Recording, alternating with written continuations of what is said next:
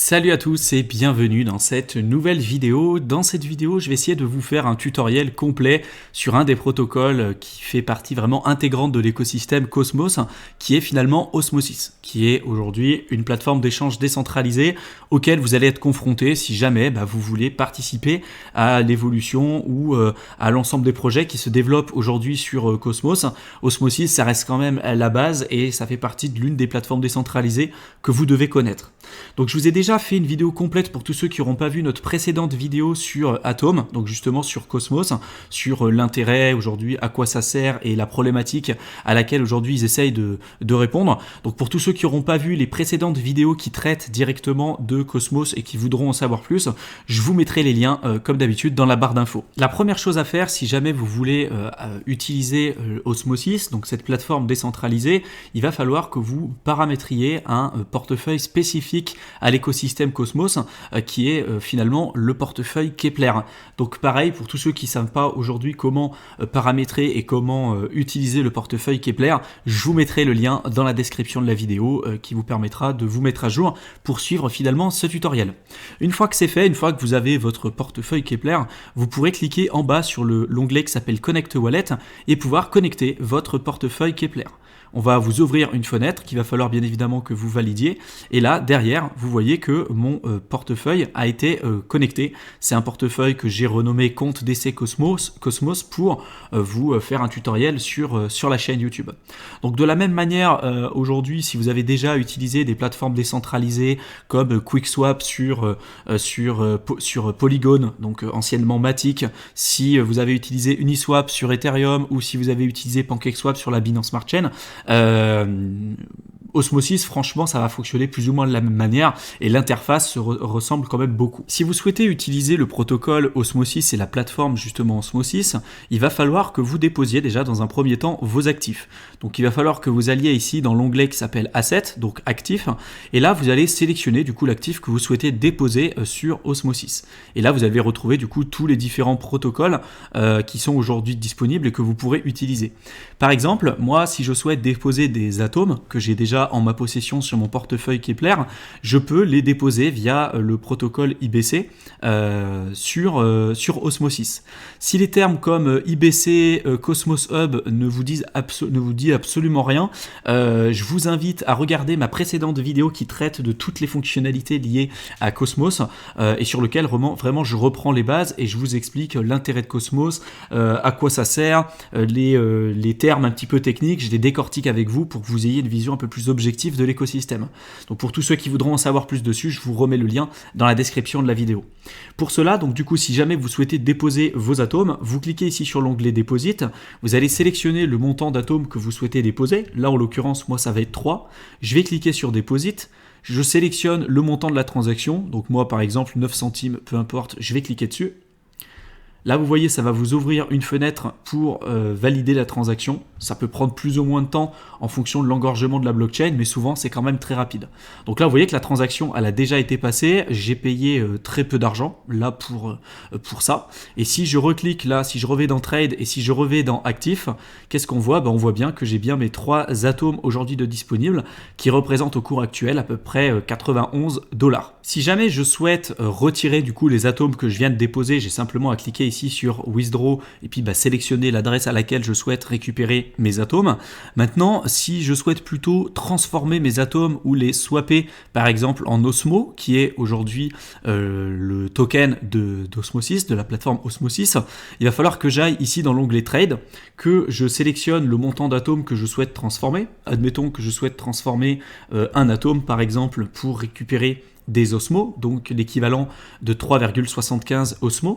Je vais cliquer là ici sur Swap. Une fenêtre va s'ouvrir avec justement mon portefeuille Kepler. Je vais cliquer sur Approve.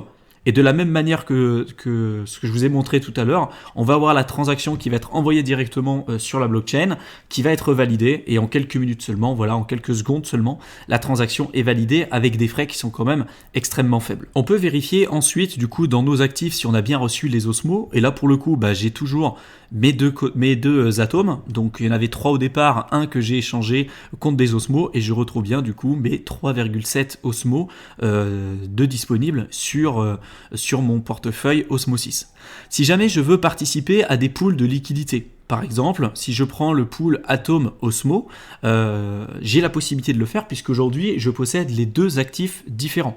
C'est de la même manière que ça a fonctionné comme sur Uniswap, où si jamais vous participez à des pools de liquidité avec par exemple de l'Ether et de l'USDT, il fallait que vous déposiez 50% d'Ether, 50% d'USDT, et les personnes qui vont swapper comme ce que j'ai pu faire tout à l'heure, échanger des atomes contre des Osmo, je vais payer des frais de transaction, et là il y a 0,3% des frais que j'ai payés qui sont reversés directement aux personnes qui participent au pool de liquidité. Plus je vais avoir une part importante de ce pool de liquidité, plus je vais obtenir une part importante des frais de transaction qui sont payés par les personnes qui vont faire justement des swaps. Donc là, pour l'exemple, je vais cliquer sur le pool numéro 1, qui est le pool le plus connu sur Osmosis, qui est la paire de liquidité Atom Osmo, dont aujourd'hui la liquidité représente un peu plus de 560 millions de dollars, ce qui est pas rien. Et je me souviens qu'à l'époque, quand Osmosis venait de sortir, on n'était absolument pas sur ces niveaux là en tout cas de liquidité. Et en dessous, vous allez tomber finalement sur plusieurs possibilités. Peut-être qu'aujourd'hui ça vous dit rien et je vais essayer de vous expliquer ça de la manière la plus simple possible dans cette vidéo. Ce qui est intéressant sur Osmosis, c'est que vous allez avoir la possibilité d'obtenir et de participer à une nouvelle fonctionnalité, et notamment ce qu'on appelle le superfluid staking.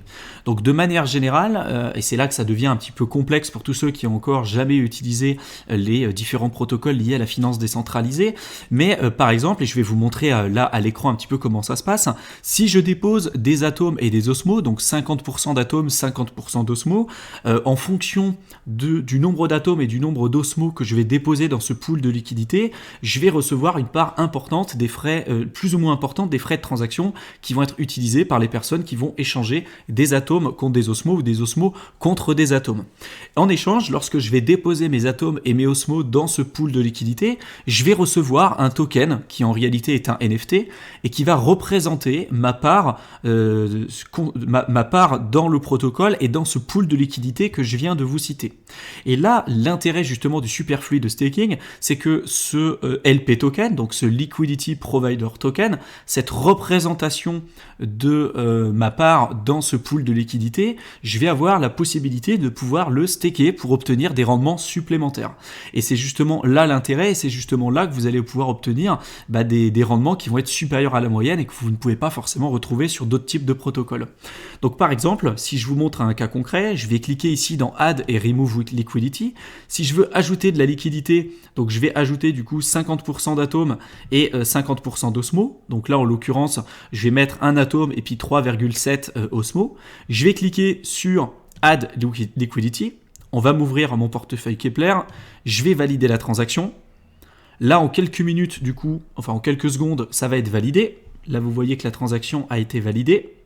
Et là, derrière, j'ai mon LP token, donc mon Liquidity Provider Token, qui représente ma part finalement dans le pool de liquidité Atom Osmo.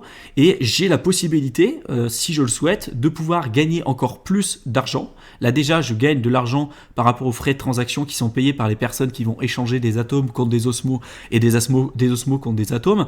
Mais j'ai également aussi la possibilité du coup de staker ce LP token pour pouvoir gagner encore plus d'argent. Donc pour ça, je peux cliquer ici dans Start Earning et soit je décide de bloquer du coup mon LP token pour un jour et là pour le coup je vais gagner uniquement 26,12%.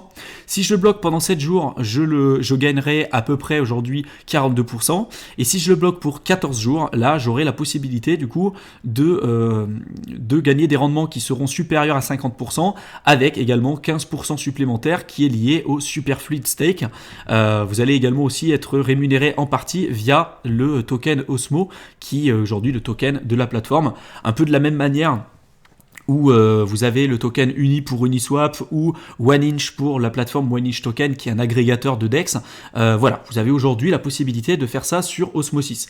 À titre personnel, je ne vais pas forcément le faire parce que j'ai pas envie de bloquer mes jetons pour 14 jours, mais sachez que ça existe et sachez que vous avez la possibilité du coup d'obtenir des rendements supplémentaires avec ce Superfluid Staking.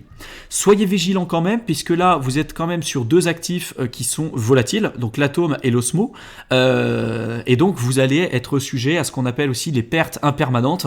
Donc pour tous ceux qui ne savent pas aujourd'hui ce que sont les pertes impermanentes et quels sont les risques et comment les éviter, je vous mets le lien dans la description de la vidéo, d'une vidéo qu'on avait faite justement à ce sujet pour en savoir plus et pour vous éviter de faire des erreurs que vous pourrez regretter plus tard. Pour aller un petit peu plus loin, je vous ai mis à l'écran une infographie qui récapitule un petit peu ce que je viens de vous expliquer tout à l'heure.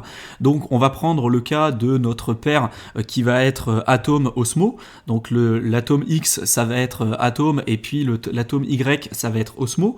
Et donc on va déposer 50% d'atome, 50% d'osmo et on va recevoir du coup en récompense ce qu'on appelle un LP token, un Liquidity Provider Token qui va représenter les actifs sous-jacents qu'on a déposés sur le protocole.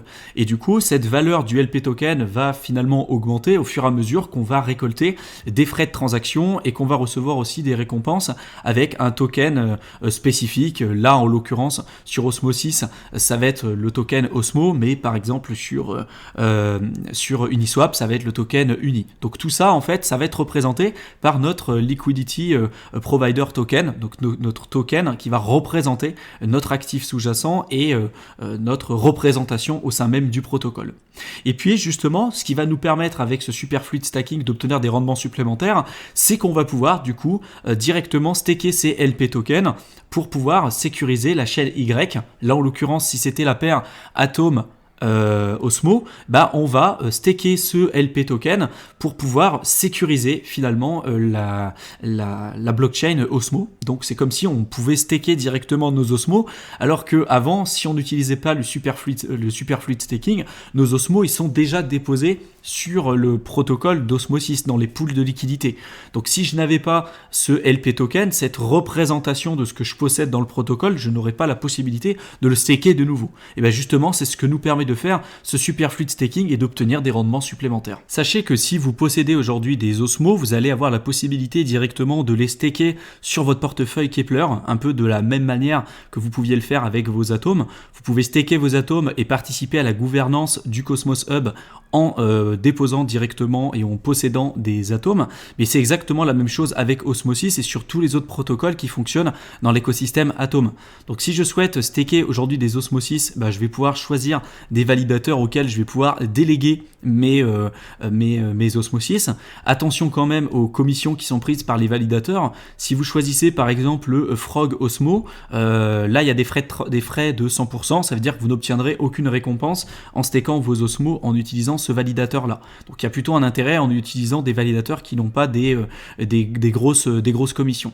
Vous allez également aussi avoir la possibilité de voter pour la gouvernance et l'évolution du protocole Osmosis, et donc sur certaines décisions qui sont prises en fonction du nombre d'osmos que vous allez avoir en votre possession, votre vote va avoir plus ou moins d'importance et va avoir plus ou moins de poids. Le problème qu'on peut avoir justement si on souhaite staker par exemple nos atomes, c'est qu'on va avoir une période de lock, une période de blocage de fonds pour lequel justement on ne pourra pas passer au travers, notamment si on souhaite staker nos atomes dans le portefeuille là ici Kepler, comme j'ai déjà pu vous le montrer à plusieurs reprises.